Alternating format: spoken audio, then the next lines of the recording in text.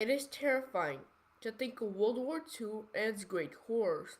However, it is more frightening to think how close the Nazis came to winning the war with their great secret weapon. The U-boat did not have the great cannons of a destroyer or the indestructible steel of a tank. It was simple in a way, but it packed a punch of deadly accuracy that almost brought Great Britain to its. You may be wondering, what is a U-boat?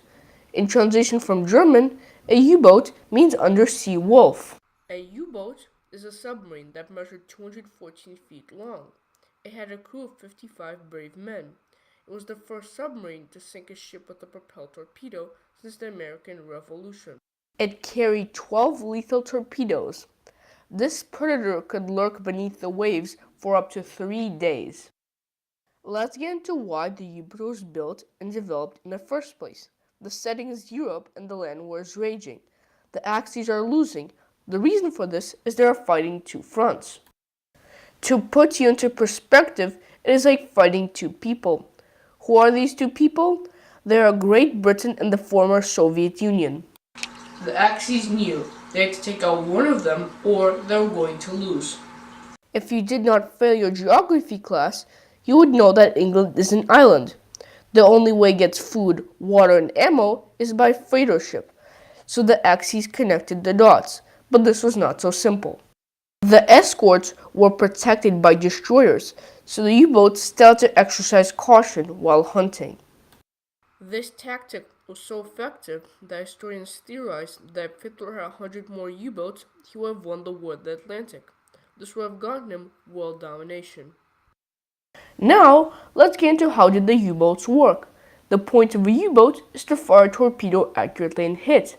This was a big challenge for submarine captains. The first torpedoes had little control and predictability over where the torpedo went after it left the torpedo tube. World War II torpedoes had much more predictability and control, but they were still hard to aim. The crew would try to spot ships on the surface. Once they spot a ship, they would dive and use a periscope. A periscope is a tube with mirrors on either side to see when submerged. The way a captain aimed the torpedo was by calculating the position of the submarine so its position corresponded with the speed and size of the ship. The U-505 was equipped with 4 torpedo tubes, 2 in the front and 2 in the back. The way that a captain would dive is by pumping water into the ballast tanks.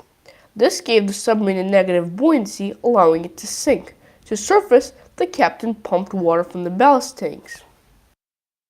This gave the submarine a positive buoyancy, allowing it to rise from the depths. To make adjustments along the longitudinal axis, the U-boat was equipped with dual rudders and elevators for added maneuverability. For propulsion, the submarine used diesel engines on the surface. However, it could not use a diesel engine when submerged because they need air. U-boats, when submerged, used electric engines that charged when the submarine was on the surface.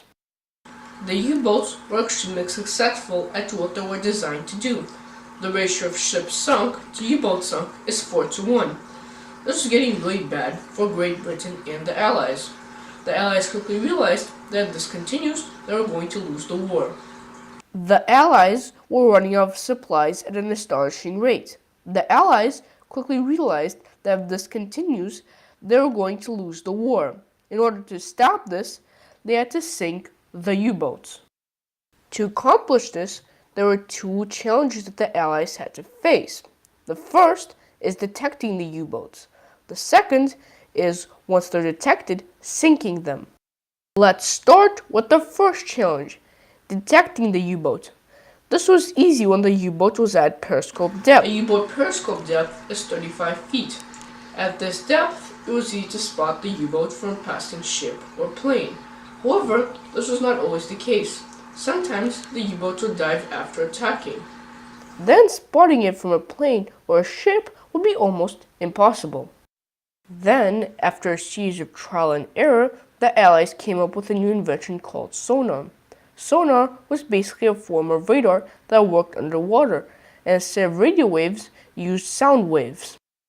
Sonar released sound waves that would bounce off a metal object like a U-boat and would bounce back to its receiver, where they would calculate whether or not there was a U-boat beneath them. The second issue was sinking them. On the surface, this problem was solved by a dive bomber plane, or a ship carrying a torpedo. This method was not accurate below periscope depth. The Allies need a new, more accurate solution. After many trials and errors, the Allies invented the depth charge. A depth charge, by definition, is an explosive that sinks and detonates.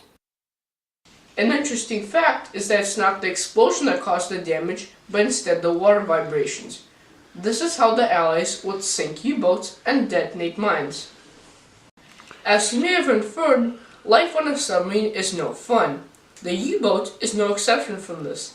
I will start with the fact that the U-boat had only 2 bathrooms, for a crew of 55. They stored food in one and ate their way in. They did this because of storage constraints. The U-boat kitchen was 4 feet by 4 feet big. Imagine cooking for over 50 people in such a kitchen.